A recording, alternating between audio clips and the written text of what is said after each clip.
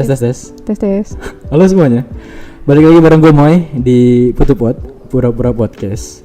Dan sebelumnya gue mau minta maaf sama kalian karena udah hampir 2 minggu lebih gue nggak upload konten baru karena banyak tugas yang mulai menumpuk karena semester tua. Jadi sorry banget ya guys.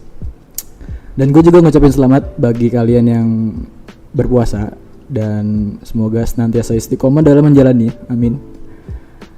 Di episode kali ini gue kedatangan tamu seseorang yang akan nantinya gue ajak ngobrol di podcast. Episode kali ini lebih agak dalam sih, nggak bisa bercanda-canda gitu. Lebih ke deep. Obrolan dalam dan obrolan yang semoga aja dapat bermanfaat bagi kalian yang mendengarkan ya. Lebih ke arah titik terendah dalam hidup dan bagaimana cara mengatasinya. Setiap orang pasti punya titik terendah dalam hidupnya. Salah satunya yang gue alamin sendiri itu waktu gue kelas 2 aliyah. Titik terendahnya dimana keluarga gue itu pecah dan problem solvingnya ya gue dibantu oleh lingkungan pertemanan yang bisa nge-support gue akhirnya bisa kembali ke titik balik dan kembali lagi gitu seperti sedia kala. Langsung aja gue panggil bintang tamu pada kali ini. Siapa sih nama lu? Caroline. Caroline. Gia sih lu? Gia Suci Parma. Gia Suci Parma. Gua satu angkatan tapi beda kelas. Gua kelas A, dia kelas B. B brutal. Anaknya brutal banget ya bun. Iya. Gimana kabarnya Gia? Not bad lah. Not bad. Baik-baik aja ya. Yeah. Puasa aman. Alhamdulillah. Udah hari keberapa sih ini? Hari keempat. Hari keempat. Alhamdulillah ya, bolong 1 sih. Halangan ya? Bukan? Iya, halangan. Oke. Tadi yang gue omongin di awal itu mengenai titik terendah dalam hidup. Kalau dari lu sendiri, pernah nggak lu ngalamin titik terendah dalam hidup dan lu bisa ngatasin sendiri atau lu dibantu orang lain untuk mengatasi itu? Ini yang sekiranya bisa di-share aja ya ke publik.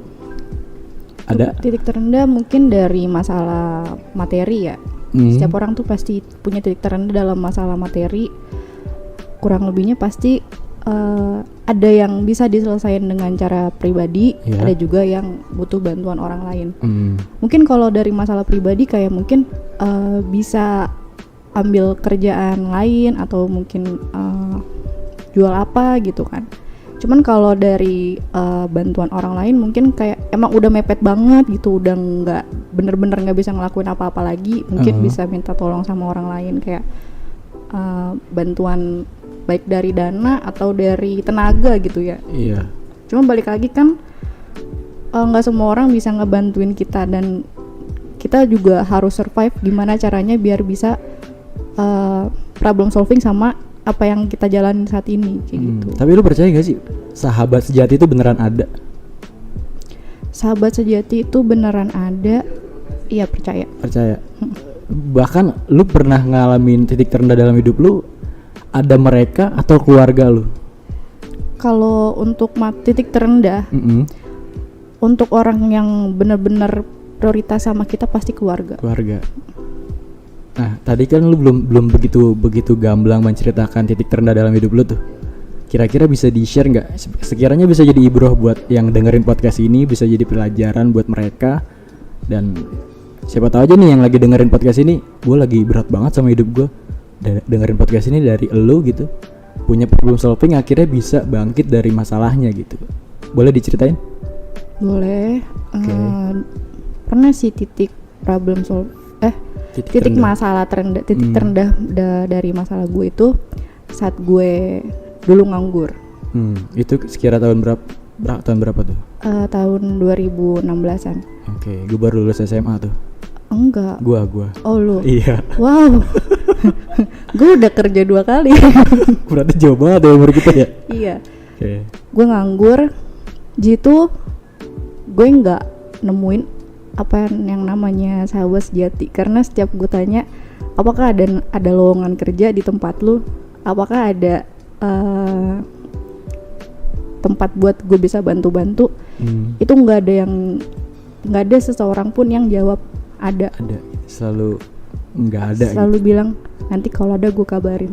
Gitu nggak sih kalau misalnya lu nanya ke orang gitu, ada loker nggak sih gitu, ntar kalau ada gue kayak ngasih pengharapan banget ya. Iya gitu. Padahal kan kita juga ibaratnya nggak kepengen yang apa aja gue bisa kerjain gitu, sesuai dengan skill gue, nggak harus yang hype banget gitu kan kerjaannya. Ya pasti itu nggak ada, dan yang bener-bener support gue saat gue nggak punya apa-apa ya pasti keluarga yang mau nerima gue, support gue, kayak masih ngongkosin gue ngelamar kesana kesini meskipun gue juga udah lulus gitu kan. Tapi kondisi lu saat itu lu bener-bener lagi butuh banget uang atau biasa aja sih? Iya, karena lagi butuh banget. Makanya lu itu ngerasa titik paling rendah dalam itu. Iya, titik paling rendah, dan gak ada yang bisa nolongin. Punya teman gitu kayak gak ada yang bisa nolongin gitu kan. Namun di sini gue coba buat bikin beberapa lamaran pekerjaan gitu kan. Pokoknya gue cari-cari di internet, gue datengin, gue lamar, semuanya gue datengin gitu kan. Alhamdulillah ada gitu. Dan juga ada beberapa referensi dari teman sih, teman yang gak deket-deket banget. Itu malah kayak orang-orang yang tadinya gak deket banget sama kita, ketika kita butuh malah ada gitu ya? Gitu. Itu emang brengseknya kayak gitu ya? Iya. Yang kita anggap teman dekat atau sahabat, pas kita lagi terpuruk malah mereka tiba-tiba hilang. Iya, kayak gak ada gitu. Tapi giliran kayak teman-teman jauh kayak, oh ini ada, coba aja ngelamar gitu kan. Iya. Alhamdulillahnya sih keterima. Gitu. Ya namanya hidup lah. Lika-likunya banyak banget ya. Iya. Berarti problem solvingnya adalah lu sendiri yang menghadapi itu, atau bantuan dorongan dari yang lain gitu selain keluarga? Selain dari keluarga, untuk saat itu nggak ada. Dari diri sendiri sama dari keluarga aja sih. Kalau lu pribadi, titik terendah yang banget lu pernah jalanin tuh apa? Paling rendah ya? Iya, mungkin percintaan atau kalau menurut apa gitu. Kalau gua sendiri nih, kan kalau yang lain banyak kan entah kenapa masalah dana gitu, materi. Kalau gua enggak, justru yang paling mendasar, paling dalam banget tuh dalam kehidupan gua adalah ketika nyokap sama bokap gua sih pisah. Oh iya. Itu paling ngebuat gua ngerubah mindset yang tadinya gue tuh nggak mau nikah sebenarnya. Karena apa ya, justru bukan pacar gue sendiri yang nyakitin hati gue gitu, tapi nyokap gue sendiri gitu, yang akhirnya membuat gue pandangan gue terhadap wanita tuh akhirnya jelek gitu. Patah hati terhebat emang duplikat dari pengalaman hidup sendiri. Iya. Patah hati paling hebat ya gue ya perceraian orang tua gue gitu. Sampai sekarang bahkan dendam itu nggak akan pernah bisa hilang sih. Dan problem solvingnya apa? Gue belum nemuin sampai saat ini. Masih ada sedikit rasa dendam sama nyokap, dimana yang dia melakukan hal lebih parahnya gitu. Belum bisa gue nemuin hal yang bisa nyembuhin itu semua gitu. Tapi kenapa berimbas ke diri lu pribadi bahwa lu menahan diri untuk mau menikah? Karena problemnya gini, kebanyakan yang didengar cerita-cerita itu kan laki-laki yang brengsek ya, laki-laki yang menduakan istrinya, laki-laki yang selingkuh dan semacamnya. Tapi yang gue rasain di keluarga gue sendiri adalah justru malah perempuannya gitu, yang selingkuh, yang bermain di belakang. Akhirnya bokap gue sendiri tuh yang mohon-mohon untuk tetap rujuk, tapi ternyata nggak bisa gitu. Yang gue berpikir akhirnya, apa semua perempuan kayak gini ya? Apa nanti ke depannya gue juga akan kayak gini ya? Dan waktu itu, waktu kelas 2 aliyah tuh pengen ke kelas 3, gue mikir kayaknya gue gak bakal nikah gitu. Tapi ya sekarang ini perlahan-lahan mulai sembuh, dimana gue bisa ketemu gitu sama perempuan dan meyakini gue untuk menikah gitu. Kalau menurut gue, agar lu gak trauma dari masa lalu, mungkin kalau lu ingin menjalin sebuah hubungan baru dengan perempuan, lu harus tahu dulu latar belakangnya dia. Yakinin dulu nih karakternya kayak gimana. Jangan pernah melihat seseorang itu dari penampilannya. Jangan pernah lihat dari materinya atau sesuatu yang lu lihat sekarang.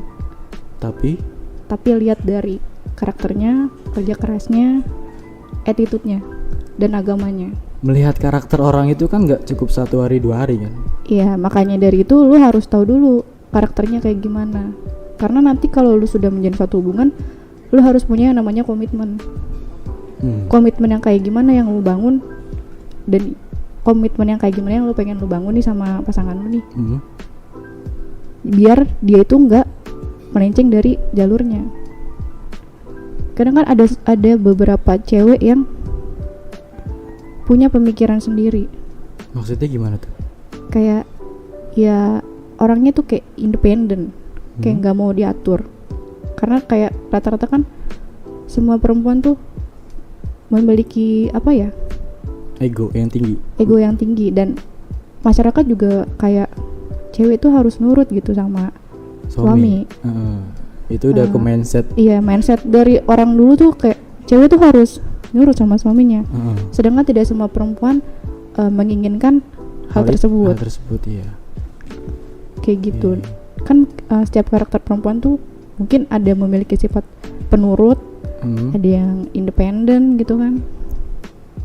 Nah, kita nih sebagai cowok, sebagai laki-laki harus bisa tahu karakternya dia tuh yang kayak gimana. Tapi bisa aja kan ketika misalkan gua kenal nih sama cewek, dia menunjukkan karakter yang ternyata bukan karakter aslinya gitu. Sampai akhirnya lama dan tetap dia konsisten sama karakter palsunya, ketika menikah malah justru dia menunjukkan karakter aslinya yang tidak sesuai. Itu bisa jadi kan? Nah, itulah pentingnya namanya PDKT atau pendekatan gitu. Tapi ini melenceng dari episode sih. Karena tapi nggak apa-apa. Ya nggak apa-apa sih. Pelajaran kan ini juga. Problem solving tentang percintaan juga sih, kan. Bener. Iya. Semua orang nih pasti akan baik ketika dia suka sama lu. Menarik.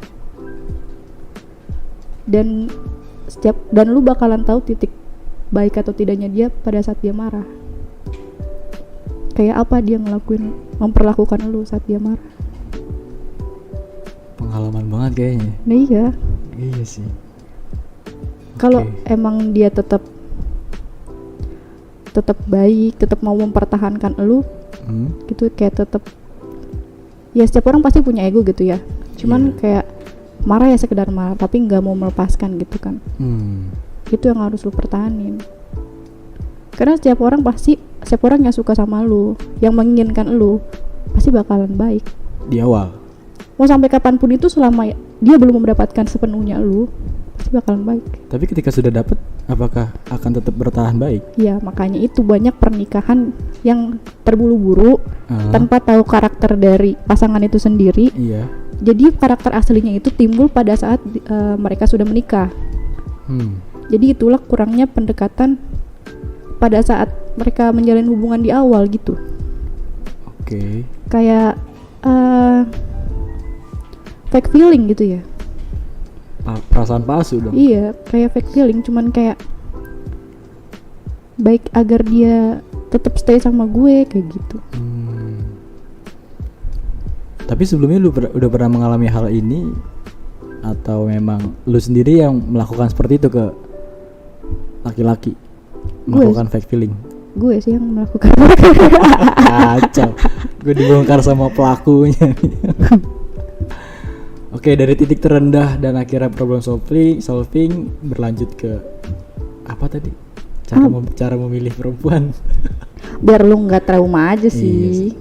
Karena kan iya namanya pemikiran orang kan mungkin bisa berubah karena seiring berjalannya waktu dari pengalaman-pengalaman yang lu jalanin. Jadi lu tuh kalau biar nggak trauma nih, sering-sering deket sama perempuan apa gitu. Lah, berarti gue deketin sama perempuan dong? Gak apa-apa. Masa gitu? Maksudnya bukan untuk main-main. Ya ibaratnya deket untuk mencari sudut pandang baru. Iya, untuk mencari karakter orang lain. Bukan untuk hanya sekedar suka, cinta, dan apalah-apalah gitu, kayak FTV gitu. Ya Allah, FTV nggak tuh? Oke, gua rasa ini obrolan udah cukup atau masih menggantung menurut lo? Ya kalau masih menggantung ya jangan digantung, itu sakit. Nggak enak sesuatu yang digantung. Satu quotes untuk menutup episode kali ini dari lo. Apa ya? yang pengen banget lo omongin ke banyak orang nih tentang ini juga sih? Satu quotes aja, apapun. Ada gak?